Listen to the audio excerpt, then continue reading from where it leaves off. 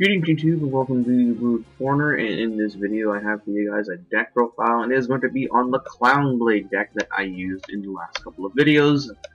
People have been wanting to see my list, and I'm more than happy to share with you guys. As to be perfectly honest, this is by no means a perfect list. This is the type of deck that will change and evolve as time goes on, because it's not really so much as a deck as it's just got a really solid couple core cards that can splash into a lot of things, and we're starting to see that in Japanese lists. We've seen Clown Blade by itself, Clown Blade Hero, Clown Blade Volcanic, Clown Blade Necros, which obviously I'm going to have to try at some point. Like, it really just comes down to how good an interaction between two cards can make a lot of things happen. In particular, this interaction allows you to access rank 4s, and, well, as you all know, rank 4s are really good, especially in OCG, where we have access to not only Tolemize and the Nova, but then you can also put Infinity down, and, well, Infinity is kind of the best card in Japan at the moment. And I fear for the TCG come next year. So, that being said, I'm going to give you guys my list, tell you guys about the card interactions, and yeah, just some other alternatives you can do. And that being said, let's get started. So the deck is built around Intermage Trick Clown, who, when you send it to the graveyard by any means, he can special summon an Intermage monster back to the field. However, its attack and defense becomes 0, and you take 1,000 damage. So it's a floater, and it procs off of being sent by any means, so you can Foolish Burial it, you can detach it as Succeeds material, you can get run over and he'll summon himself back. The stats become 0, which can be relevant when there are Piercers in the formats, but there aren't very many outside of Assault Halberd, and the 1,000 damage can sort of be bad, but it's the best part about this card actually, because it triggers 1,000 Blade skill. We'll get to it in a bit, but yeah, this is just one of the cards you want to see very quickly. If you open with a means to special summon, then you'll just normal summon this guy, go in a chain, detach, send Halberd, and then you just got your rank 4 combo going.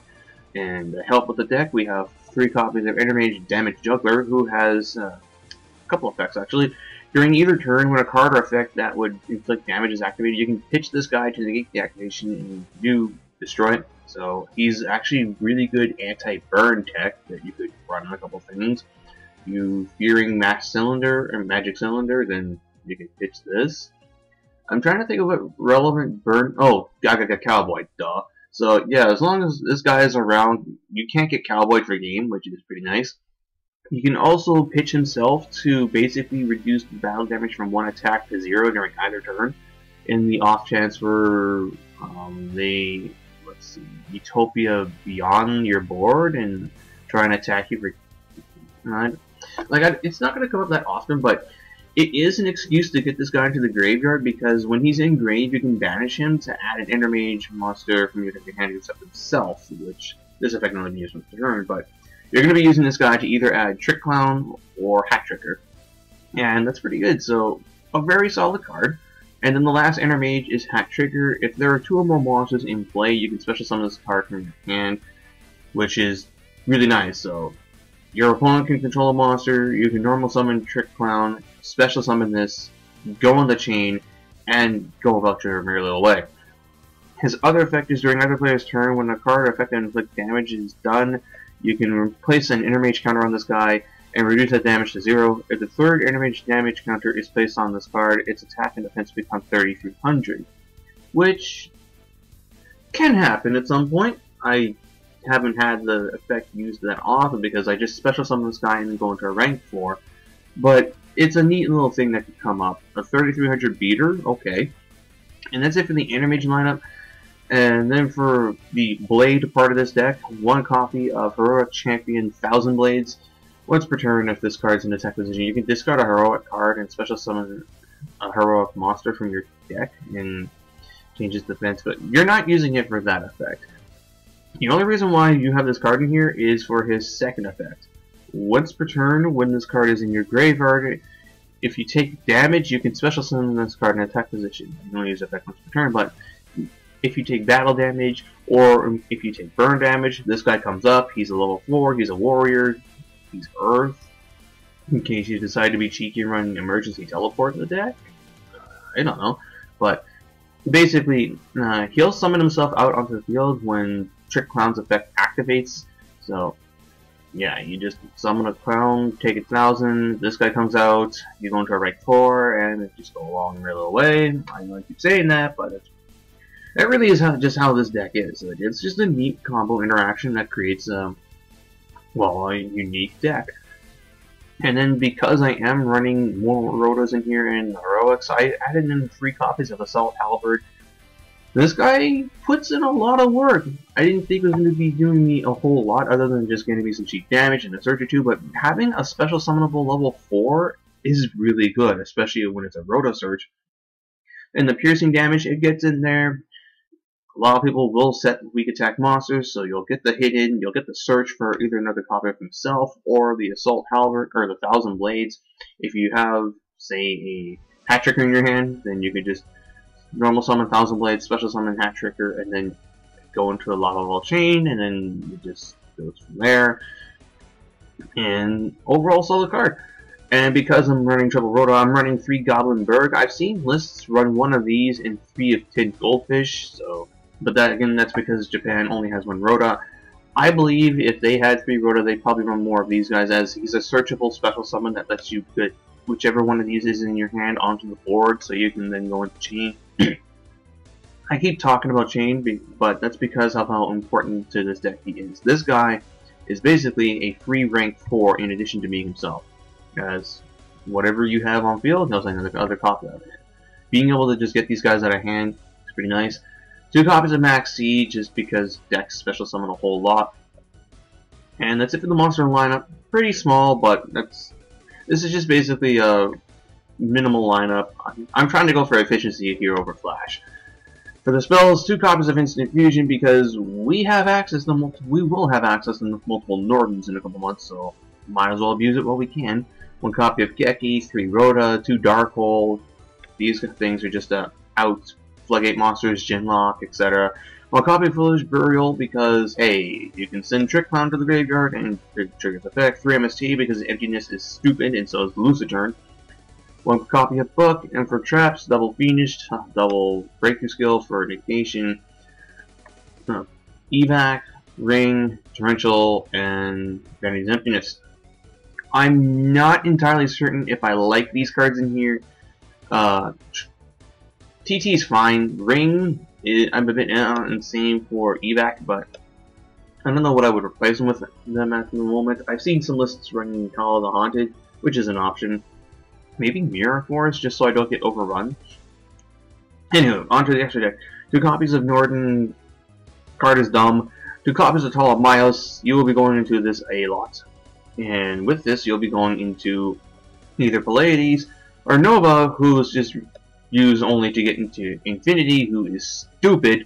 Once per turn, you can suck up an attack position monster to become a Xyz material. He gains 200 attack for every material. And once per turn, when a card effect is activated, you can detach and negate that effect and destroy it. So it is a splashable Quasar in rank 4 decks. And aka, he's really stupid. And because we are playing Talamiles, 1 copy of Tellarknight Delteros. If you have to go into a 2-card Talamiles, then you can, at the end of the turn, attach Delteros to him as a Xyz material. And during your opponent's turn, you can either go into a Pleiades, or if they don't do anything, end phase, go into Nova, and then on the following turn, just go straight into Infinity. 1 copy of Diamond, because Shadows and BA are things. 1 copy of Pleiades, as it's the best generic rank 5. 1 copy of Utopia, who you will never be using for himself. You will be instead using Utopia the Lightning, who is really strong. Let me just try and take a good look at his effect. So you can use any rank 4 Utopia monster you control to exceed some of this card. And when he attacks, your opponent can't activate effects until the end of the damage step, which is really powerful.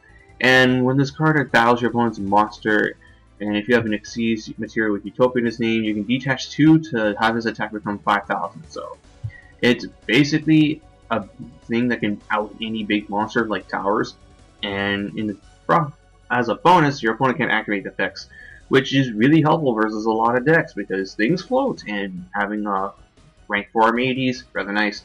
And then just good rank 4s, Castel, Exciton, Lava Chain, and Daigusto and Meryl. There's a lot of other rank 4s in the deck that you could be running, like Dweller. You could also be running Arc, and dire wolves and things, but I just found that, number one, that this deck goes through its extra deck cards really fast, and sometimes your opponent will kill your Nova, and sometimes they will have burned so much to kill the Nova that if you make another one, it's just going to put the game out of reach. How do you do that? You Digester Armor roll back your Nova, your Infinity, your Nova, and, well, I keep getting these two mixed up, and a Tall Miles, and then just go into it again. Another option you can run is Cyber and Dragon, as when Nova is sent to the graveyard by your opponent's card effect, or rather when he's destroyed and sent to the graveyard by your opponent's card effect, you can special summon a machine type fusion monster in your extra deck, and that can be a 4000 Piercer. And the reason why I mention this is, well, in Japan they have 3 Toronto Tribute, whereas here we have 2 Dark Hole and a Raigeki. And if you end with a Tall Miles on board and they go Dark Hole, then you can very well just detach, summon this guy, it dies, then you summon Cyber and Dragon, and now I have to deal with that thing. And those are just other options you can run. For main board, you can run some things like Summon a Monk, a more spell heavy lineup to take advantage of Monk so that he can special summon Trick Clown, then you can detach and then send Thousand Blades to the graveyard, or vice versa. You could run Ghost Rabbit, Snow Ogre, I forget how his name is pronounced, but Snow Rabbit, whatever. Here in this, as it's really powerful. Upstarts, Mistake is actually not that bad of a card to run here as long as you take out the Rhodas, as aside from Rhoda and Damage Chuckler, you don't actually search a whole lot. It's just to set up your initial combo, and once you get your loop going, then you're perfectly fine with Mistake being flipped up, and it's really powerful versus several decks as we've seen so far. And that's really all I can say about the deck. It's a fun, new, inventive thing that Japan's come up with, and it's also really good, therefore it's already seen a lot of play, and wouldn't you know, not even a week after Clown Blades become a thing, there's already people complaining about how much this deck is seeing play. Oh, Yu-Gi-Oh community, you will never ever be satisfied with anything. That being said, hope you guys enjoyed the video, and that's all I'm gonna say for this. Stay tuned for more stuff. I plan on doing, well, Carter Vanguard stuff's gonna be coming up at some point. I just don't know when. Until next time though, this is Blue Star 89. Jacking out.